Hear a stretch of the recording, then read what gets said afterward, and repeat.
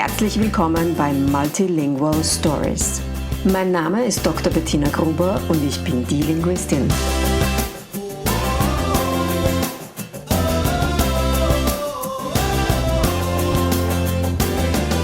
Ich unterstütze voller Begeisterung mehrsprachige Familien mit Herz und Verstand auf ihrem individuellen Weg, damit ihre Kinder alle Familiensprachen erfolgreich und mit Leichtigkeit lernen können.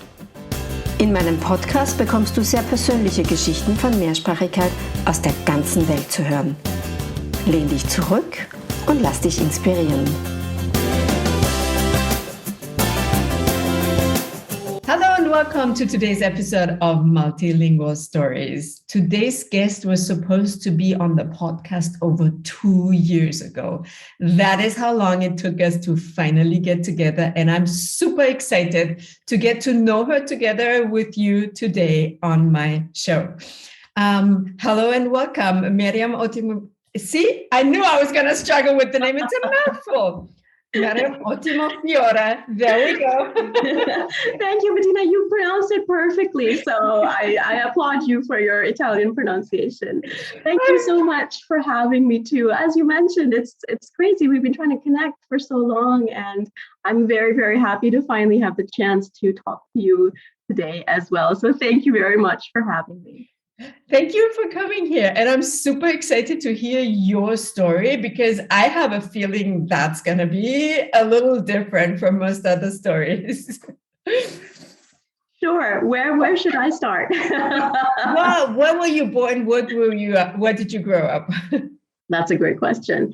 So I was born in Pakistan, in Karachi. Funnily enough, my parents are Pakistani, but they weren't living there at the time. They were already expatriated.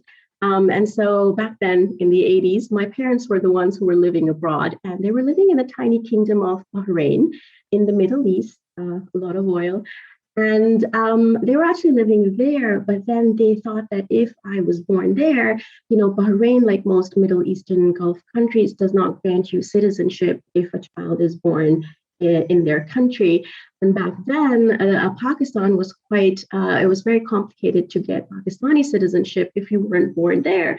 So my mom decided to go back home to give birth to me. And so I was born in Pakistan. And then when I was about, I think, 3 weeks or 4 weeks old, we all traveled back to Bahrain, which was our home. So initially, I grew up there in the Middle East. That's where I said my first words, took my first steps. But as it is usually with a globally mobile childhood, by the age of 2, my dad, who was a banker at the time, he received another offer to go work in the US. So at the age of 2, we moved to New York City, and then I grew up there. And that's actually when I think my bilingual journey truly began, because we would speak Urdu, our national language, at home. And we would speak English outside the home with, friends, neighbors, teachers, doctors, etc.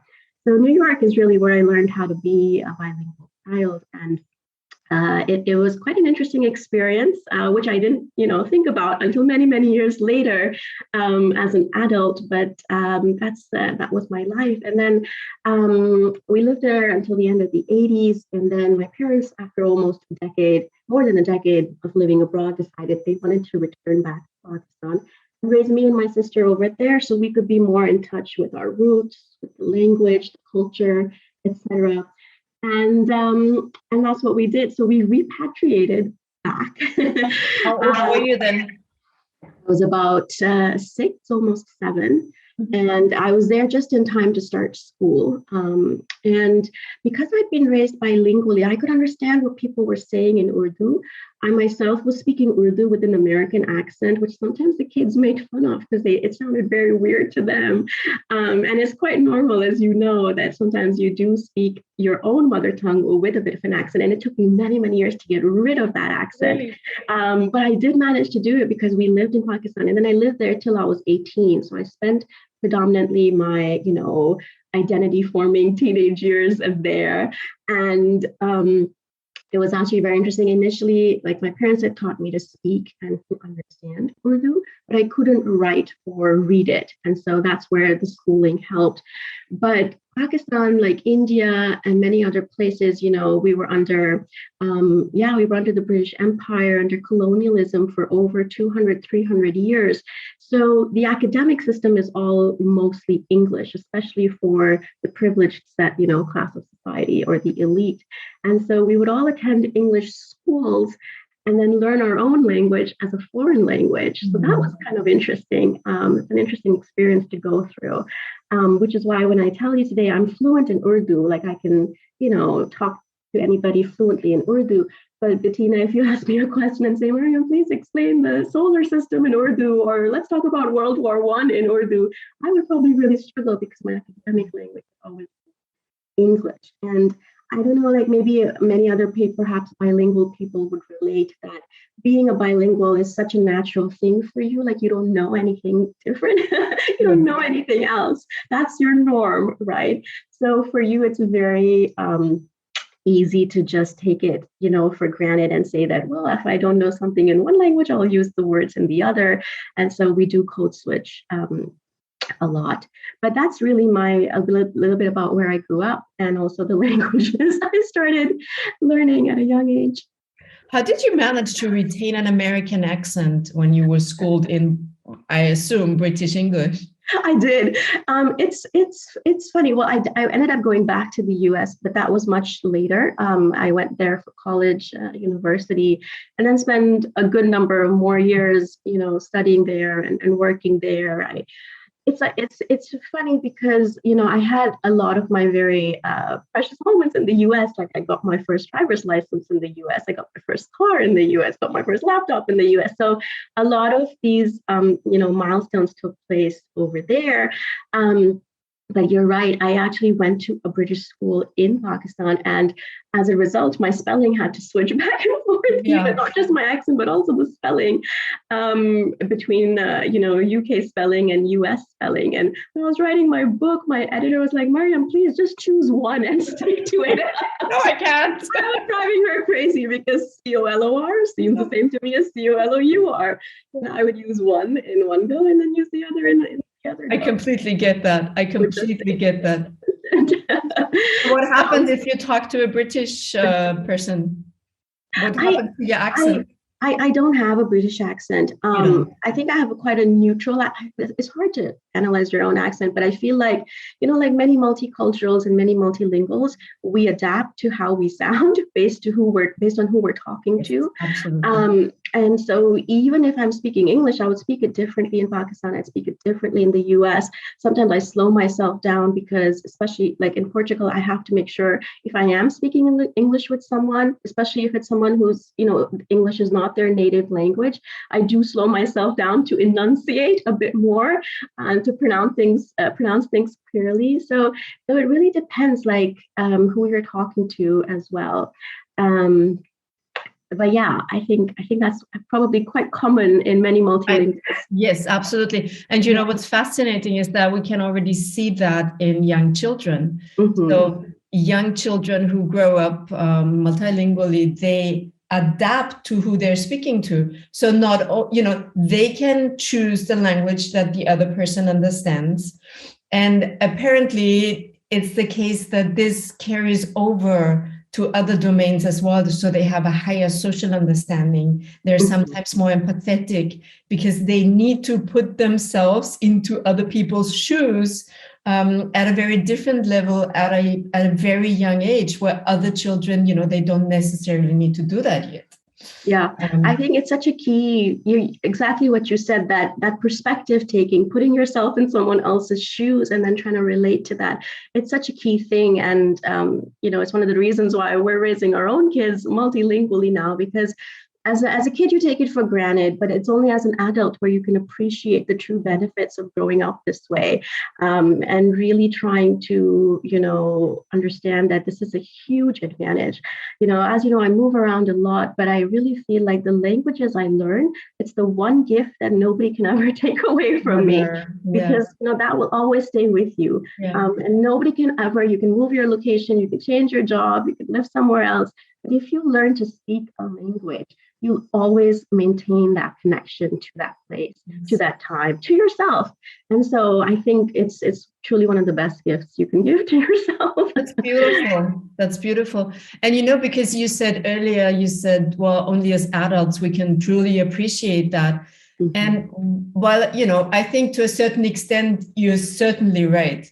But what really strikes me is that in families where a language is not passed on to the children, children start complaining at a relatively young age, usually between 11 and 13 years. They start complaining to their parents, like, why did you not pass on that language to us? Yeah. So, that comes much sooner than I expected, or I used to expect. Mm-hmm. I thought, well, when they're grown-ups, then that's when they realize what they're missing. Mm-hmm. But it's at a much younger age, like, teenagers, pre-teenagers already have the sense of, this would have been so easy for me. Why did you not do it? Why did you not pass this on to me? I think it's a very legitimate question. And, Bettina, with language is about words and about communication. But in the end, I think we can agree that language is so much more than that. It's about who you are. It's about your identity. Yeah. And I know because we have struggled as a parent, with so many, questions about what language to pass on. How do we do this? What framework should we choose? And language is it brings up so many emotions in yourself because it is an emotional thing. You're talking about your own identity. And that is something that is usually very important to many people. Sometimes they struggle to express it, but it's actually much bigger than that. So it's a very important topic. Yeah, that's also what I love about my work, and that's the part that's sometimes really hard to get across to people. Because some people, they come to me and they think, well, they're going to get tips and tools and scientific facts. And yes, they get all that from me, right? I'm a linguist. Yes, they get the facts. I know how to do it. So yes, they get the tips and the tools. But it's always so much more. Mm-hmm. And we usually need tissues because people start crying at a certain point because it gets so emotional.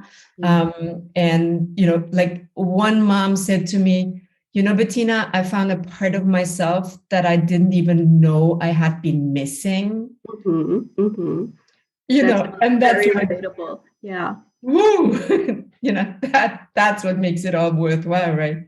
Absolutely. So you've already mentioned that you have kids. You have 3 kids, right? And you dropped Portugal somewhere. So I think there are some bits we're missing right now. Let me bring you up to speed. Did you know that I also offer one-on-one consultations and packages in English?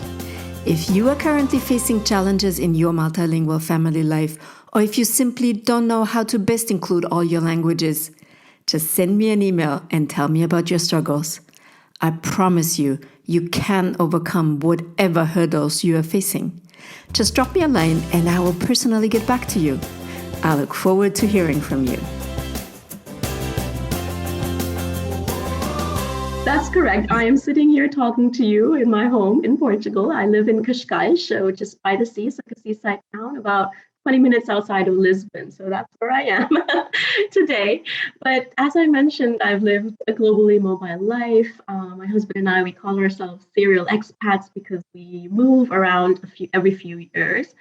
So after I went back to the US, I was studying there and decided to do a year abroad in England because I was getting a degree in economics, but I wanted to study the European economic model a bit more. And the US didn't offer so many detailed courses on the EU, whereas universities in other European countries did. So off I went to the UK, and that's where I met my half German, half Italian husband. Yes, where else, right? And he, funnily enough, Bettina, he introduced himself as an Italian. He said, "Hi, my name is Martino, and I'm Italian." And of course, with a name like that, I just believed him. And it was only later I heard him speaking on the phone with his mom. And I said, "What language were you speaking? Because that didn't sound like Italian." And he said, "Oh, no, that was German." And I said, "Oh, okay." And then he said, actually, my mom is German. And I said, oh, okay. So your mom is German and your dad is Italian. Okay. But where were you born? Germany. Where were you raised? Germany. Where have you lived all your life? Germany. Oh, wow. And so, it was a while till I could grasp the cross-cultural background of growing up between two languages and two cultures that he had experienced. And his parents were very also big proponents of raising a bilingual kid. So my Italian father-in-law only spoke Italian with him, and my German mother-in-law, of course, spoke German, and then the environment spoke German and went to school there. So he grew up fully bilingual. And even today, when he meets Italians, they cannot believe that he speaks Italian fluently, can write Italian, read in Italian, and he's never lived even one day in Italy. Wow, they really did a great job. Wow. They truly did. So that's sort of where our multicultural and multilingual family life started after we met in the UK, and then we got married a few years later. And I ended up leaving the US and moving to Germany, to Berlin, as I was mentioning. I lived in Berlin, and Bettina, I think I was so used to moving around because I moved around, Pakistan, the US, Bahrain, the UK, but I'd never moved to a country where I didn't understand the language. Mm-hmm. And I arrived in Berlin, on a big high, but I realized I likened the feeling in my writing, I likened the feeling to arriving in a country where you don't understand the language to feeling as if you've gone illiterate overnight, as if you've become illiterate, because suddenly you can't read the newspaper, you don't know what the subway station announcement is being made, and it's usually something very mundane like, oh, this, train is delayed, please take this one instead. But if you can't understand it, it really, it disorients you in a way that's hard to explain to somebody who may not have experienced this. So living in Berlin initially was extremely tough because I felt like I couldn't go to the bank. I couldn't go to any government office. I relate a funny incident, which is funny now in hindsight, but during the time, I'm in a German grocery store in a supermarket, and I've forgotten what breadcrumbs are called in German. And I'm so embarrassed, and I don't have the vocabulary or the confidence to even go up to the shop assistant or the cashier and ask for help. And this is back before you have Google Translate on your iPhone and all the quick things that we do have today.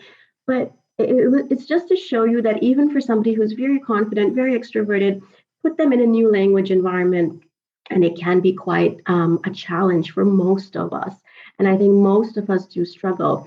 But the good thing was that, I learned German very quickly. I wanted to learn German because I wanted to make the effort to speak it. And so, as I was mentioning, I did an intensive course every day, 9 to 5, Monday to Friday. And wow, that is intense. Yeah, so it was intense. But then the good thing is I got to practice, every day in the supermarket, on the bus, the U-Bahn, wherever. And so it went pretty quickly. And it was amazing. Once I started learning German, it was as if my whole world had opened up. I could read menus at a restaurant. I could understand what random people were saying on the street, which may not sound at all like something important, but to me it was, because it gave me context as to where I was. And I missed that. I missed being just able to understand what a bunch of teenagers were saying on the bus, So learning German really, it was hard. German's a hard language to learn. Yeah. I'll point out two important things. One, for instance, like everything in German that is masculine would be feminine in my native language of Urdu. Oh my God. Because for a German speaker, I'll tell you, for instance, like in German, the sun is, die Sonne. The sun is feminine in German. But in Urdu, my native language, the sun is masculine. I have to train my mind. Okay, it's not masculine, it's feminine. Remember. Remember. And the other thing I struggled with, which shows you just how closely language and culture are intertwined, was, in Germany or in German, you can say either du or sie to somebody, right? You can address them with the informal du or the formal sie. And it's exactly the same in Urdu. So that I was like, oh, that's great. Wow, I didn't know that the two languages would have this in common. But I realized the rules for doing it were so different, because in Pakistan, you're supposed to be respectful to someone who, let's say, is older than you. So anybody who's older than you, automatically gets a Z, and anybody who's younger than you gets a do. But I started saying Z to my German mother-in-law, and she said, "What are you doing?" Yeah. People will think we've got a very distant relationship and that we're not close at all. And I said, "No, but you're older than me, so I thought I should address you, respectfully." And she said, "No, we're related, so you can say do to me." And then, so the social cues of understanding, and again, language points to culture, right? And so that was a very interesting process to go through in Berlin. And I'm sorry, I got stuck talking to you about Berlin, but after Berlin, I lived in Copenhagen for 4 years. Wow. I learned Danish. You learned Danish? I did. I was doing Danish in the morning and German in the evening and thinking, what is this? What's my life? This is crazy, especially because the two languages are sort of kind of similar, a bit related. But I learned Danish, and then yes, Danish is, again, it's a hard language to learn, but I wanted to work in Denmark, so I thought I should learn some Danish. And so I can understand everything even till today, but of course I don't speak it anymore, so I'm losing a lot of vocabulary. But I sometimes follow Danish people in countries like Portugal and in Italy and shock them by, saying something or understanding what they're saying and responding. But yeah, Denmark was a great experience. We lived for 4 years in Copenhagen, and then we moved to Singapore and lived there for just about 3 years. And I should mention my husband works in international shipping, hence every few years we get posted to a big city with a big port.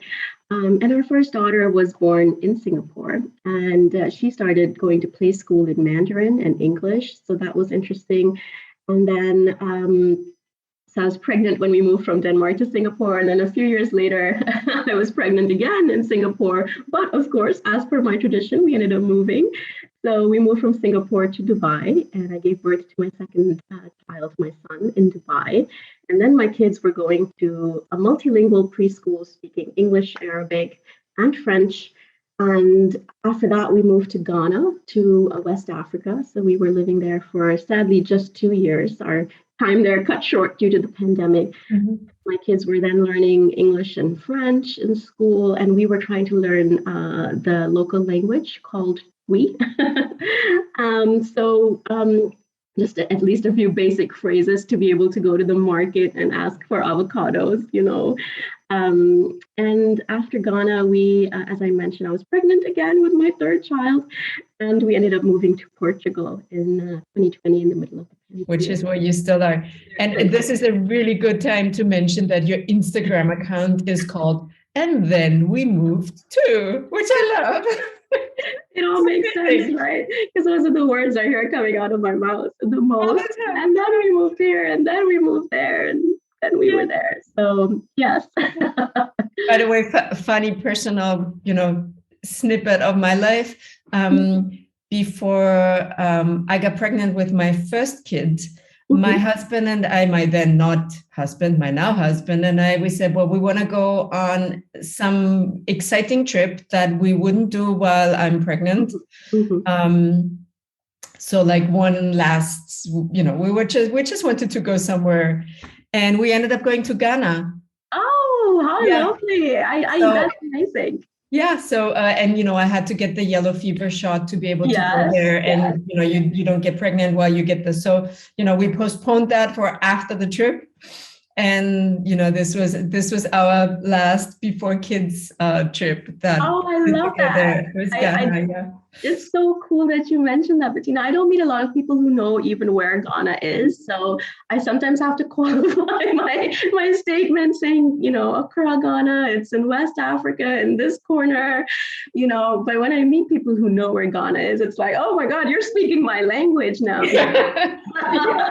Ghana was such a beautiful place, and the people are amazing. The places. I recently put up some pictures on our wall in the living room that I took. I love taking pictures, so I have a ton, but they don't actually get showcased anywhere because they're on my computer primarily. So I had some printed, and when we were selecting it was all from travels that we took together. And when we were selecting them, my husband said, well, maybe we shouldn't make it just pictures from Ghana. Because there were so many pictures, because the landscape is amazing, and it's like the beach is so dramatic. I have some really dramatic beach pictures. So we have a few Ghana pictures in our living room now. Oh, that makes me super happy to. You must post a photo of your Ghana photos. I would love to see that. I will, promise. All right.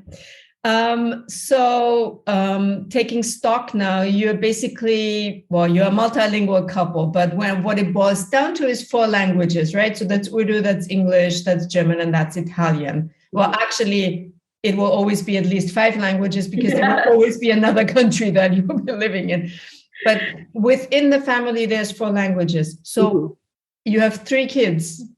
Do you speak a different language with every kid to get them all under one roof? Oh gosh, yes. No, that would be quite a feat. How do you do that? How do you navigate your languages at home? This has been one of, I think, the toughest things to figure out.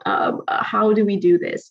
It's also part of the reason I did end up writing about it, because I thought, if I'm facing this, surely other people and other families might be facing, the same questions or the same struggles.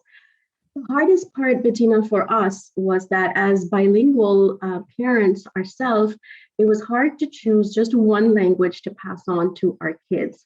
And I realized this is a very normal process that bilingual parents go through when they're raising their own children. And that's the process of letting go, perhaps, or deciding to let go. Maybe if they speak 3 languages, maybe they realize they can't speak all 3 with their child.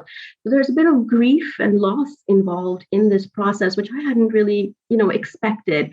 So I really struggled. The first thing we struggled with was, what language should we speak to our kids?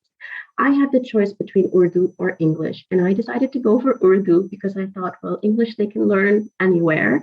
Great choice. In school, they'll learn it in school. It's an easy language to have access to. And Urdu, of course, is much more difficult to learn if you don't grow up speaking it inside your home. So I made the choice of speaking Urdu. I have to admit that I did struggle with it back and forth. And I'll explain perhaps those reasons why, because they may resonate with other people.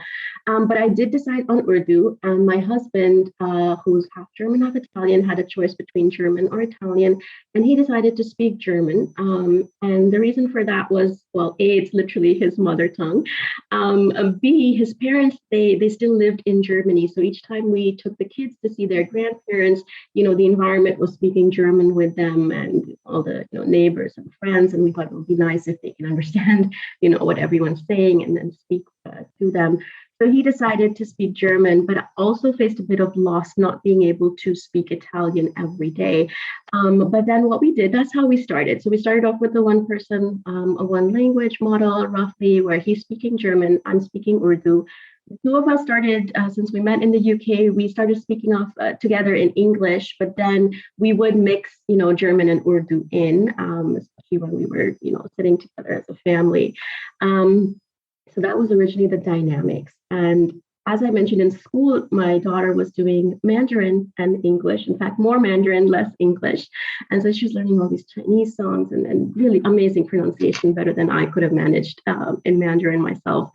And then when we moved to Dubai, we that's when we realized, okay, we have to have that consistency where our home languages should always remain the same, no matter what's happening in school. And we decided English would always be their main academic language at school, plus whatever the community language is, whether it's Arabic, whether it's French, whether it's, Portuguese, whether it's anything else. And then at home, we tried to stay as consistent as possible in speaking German and Urdu. But Bettina, as you know, kids, they always, they pick up things very quickly. And so when our daughter was, I think she was 3 years old, she realized, wait a second, Mama, you can speak English. Papa, you can speak English too. So why should I speak German with you and Urdu with you? Because kids will choose the path of least resistance. And that's very normal. It's very normal that they go through this process. And I think can I interrupt you here? Because that's an important point for me. I don't think it's the path of least resistance. I don't think that's the right way to view it. Your children will have become much more comfortable with English because they were surrounded with English much more than they were surrounded by Urdu and German. Mm-hmm. So let me use an example that I think will hit home right away. Before we started this podcast, you said, shall we do it in German or shall we do it in English? Do I have to do it in German? And, and we did speak German for a little while before we actually started the recording, and your German is excellent. And as you said, you can do small talk, and you can easily, survive in the streets of Germany. But it was clear that we were going to talk about slightly more complex issues, where it is easier for you or faster for you to speak in the language that you are more comfortable in, that, is your stronger language. And that's the same with kids. So I don't think that you consciously chose the path of least resistance. And I don't think that children are any different from grown-ups in that respect, We choose the language that we're most comfortable with.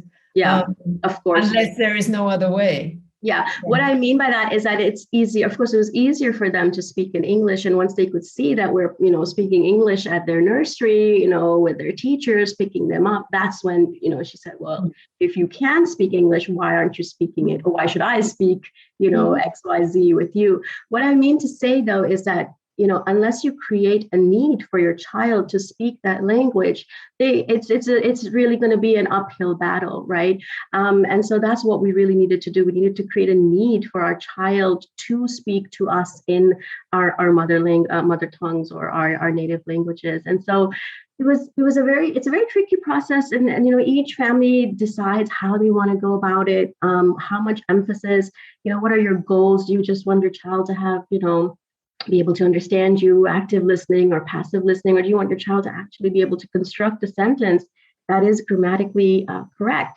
So, we had different goals, Bettina. Like for Urdu, I emphasized speaking and understanding.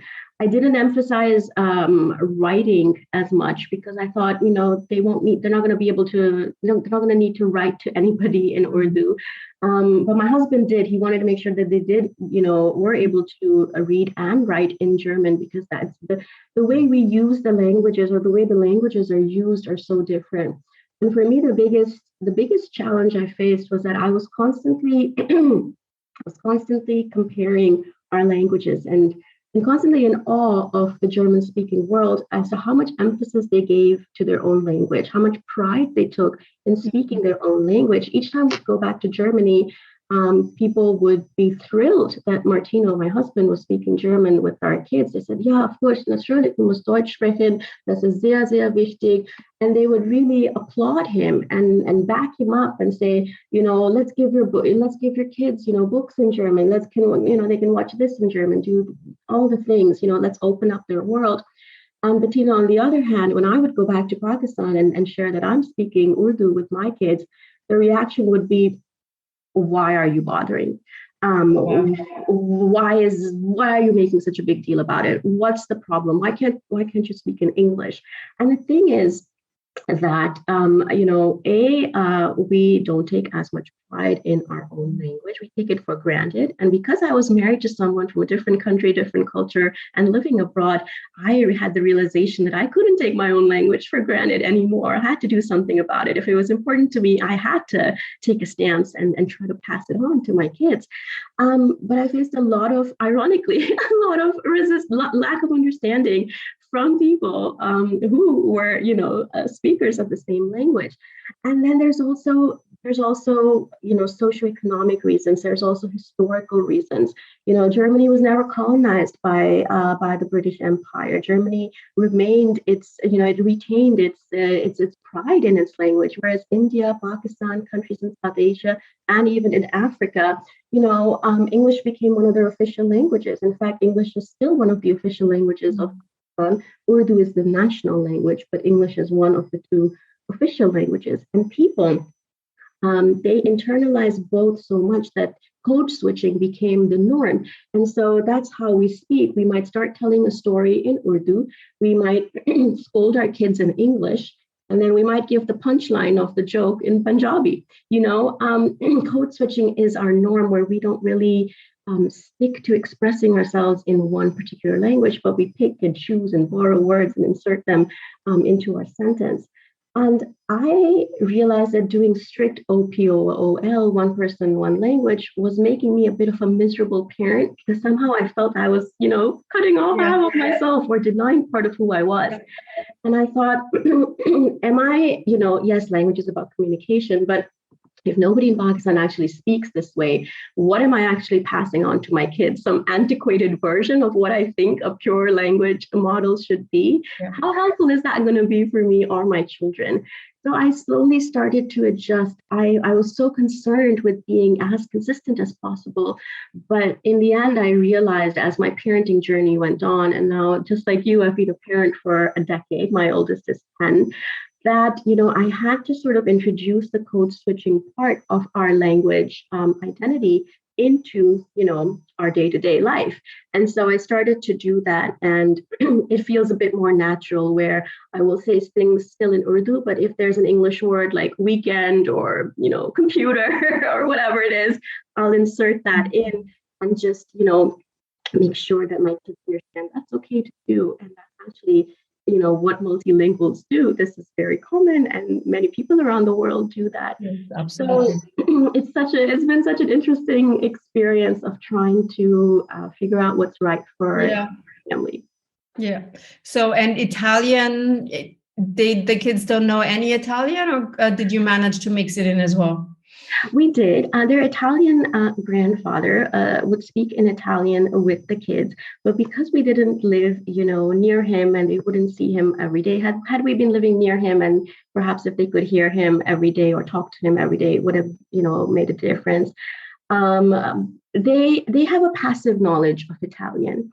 My husband decided to continue speaking in German, but he would sing all the songs in Italian that he grew up with. So all the lullabies, all the songs. And so in the car, when we sing or when he sings, it's always in Italian. So the kids, they picked it up very fast and they can understand a lot of it. They have a lot of passive knowledge of Italian. They're not very active speakers, but that's okay. We thought, okay, we'll prioritize German, Urdu, and English for the time being and give them some passive knowledge and understanding of Italian with the hope that they can always choose to study it further, or perhaps take it up in university or go live in Italy. And we decided to take them to Italy as often as possible. So we've already been twice this year. Beautiful. And then, of course, they learn all the important words like cioccolatini and, the playground and ice cream, everything. So we did feel that loss a little bit, and we were trying to figure out how can we make sure that Italian continues to be part of our family culture. Beautiful. You could also start reading books with them. That's also always a good way to include a language that you don't actively speak, and you could still, you can still choose to one day a week, speak Italian, or I don't know, have Sunday breakfast in Italian. That's always an option. This idea that it has to be super strict and super consistent. You figured that out yourself on the way. Through trial and error, I guess. Yeah, sure. That idea there's good reasons for the idea, but it's not every day. It's not what suits many, many families in this world, especially those. And it is absolutely possible as one person to pass on two languages. Yes, you have to prioritize, or you should probably prioritize one of the languages. It's probably going to be the one that's your dominant language anyways. But it's not like Opal is not set in stone at all. And I think that's the thing. Like, it was liberating to free ourselves from thinking, okay, this is the only way. This is the only, you have to stay consistent. I mean, of course, we knew that there are, different models, time and place, or, different minority at home and majority outside. There are so many different ways to do it, to raise bilingual or multilingual kids. And I think each family really does have to figure out for themselves what works. as I mentioned, we started off with a very strict one person, one language, and it was making me a miserable parent and not really close to reality either. And now we've relaxed a little bit in the sense that we are a bit more reflective of our own multilingual personalities. Yeah. It makes us much better parents, much happier parents to be able to read. So I do read books in both English and in Urdu with my kids. Beautiful. For the longest time, I was like, should I not? I'm like, well, of course I should, Yeah. And so modeling multilingualism is also part of raising multilingual kids, I feel. Beautiful. Speaking of books, you wrote a book. I did. Tell us about your book. Yeah, so sure. I thought, as I was mentioning, I can't be the only one who's struggling with what language do I speak and how do we blend cultures, because nobody ever teaches you about blending cultures in a cross-cultural marriage or relationship. And then if you add expat life on top of it, I felt that the books that were out there always dealt with these subjects separately. Either there were books on how to raise a bilingual child, or there were books on, well, you've moved abroad, how to move abroad, how to deal with transition, how to raise a family abroad. Or there were books on how to be in a cross-cultural marriage or relationship and all the, intercultural advice. And many families like yours and mine, we are an amalgamation or a fusion of all of these different elements, right? Mm-hmm. This is what 2022 looks like. This is what families look like, especially in our globalized world. And I wanted to have one place or write one book that dealt with all of these messy threads of our global identity in one place. And so I decided to write this book. It's called This Messy Mobile Life. Yes. Because I wanted to be very honest, Bettina, and say, I'm not telling you how to live a perfect life. That doesn't even exist, right? I mean, this is a peek into my own very messy life, the failures, the challenges, the opportunities, the learnings. And then as an economist, my background was in research. And so I did a lot of research for this book as well. I researched a lot of families, spoke to them, and tried to get their stories as well of living this messy mobile life on the move, where you are a mix of cultures, languages, different identities, different sense of home, different sense of belonging. How do you express that in one family? How do you have those conversations at your dinner table? And so it's a guidebook for anybody who lives a multicultural, multilingual, or a mobile life, or all of the above. Mm-hmm. And the idea is to start thinking about these things when you have a calm moment, because usually we find that we're always placed in these stressful or challenging situations. And then, one person may want to get on the plane and the other doesn't. And that's not the time to have the conversation. The time to have a conversation about your values and what's important to you is, a calm period where you can actually think about it. So the book is designed to help each family think about who they are. And I present a metaphor of a mola. I don't know if you know what that is, but it's, I was looking for a way to express the complexity of families like yours and mine and so many others around the world. And a mola is a shirt that is made in South America by the Gouda tribe, mostly in Panama and Colombia today. And what they do, Bettina, is super fascinating. They stitch, they take many different layers of brightly colored cloth, and they start stitching and layering them one on top of the other. And each layer tells a different story. Mm-hmm. And some layers are hidden and some shine through. And then they cut and they fold it. And then when they turn it around, it bears a very distinct pattern of who they are or who their story or what their story is or what their heritage is. So it's a very individual piece that they wear. And I thought that was super powerful to wear who you actually are, right? Beautiful metaphor, yeah. That's the metaphor I explain in the book. And I explain how your cultures are your fabric, your languages are your threads, and each place that you live in are all the different layers of your mola. And then I ask the family, so what are you building? What does your design look like? Here's mine. And so these are kind of the exercises that we do in the book together. Beautiful. I think that's a good place to come to an end of this conversation. It's been amazing talking to you, and I'm sure we could go on for another 3 hours. I'm not sure if people would care to listen to us for another 3 hours or more. I would like to ask you one last question. Is there anything that I didn't ask you about? Is there anything that you didn't get to talk about, that anything that you would like to send out into the world now that you have the chance? No, I think we had quite a good, quite a frank discussion. I think language it really strikes to your core, as we were mentioning, and I think it's very important that families around the world receive the kind of help that they need, or have resources to on this topic to check or to consult. So I think this is a huge step forward, because I remember when I was starting off, I felt like, where were the resources? I was really struggling to know, and I feel like in the past 20, 25 years, it's there's tons of work has been done. There's so many podcasts. There's so much good information out there. So I do encourage families to go and listen to your podcast, listen to others. I feel like it really does make a big difference to know you're not alone.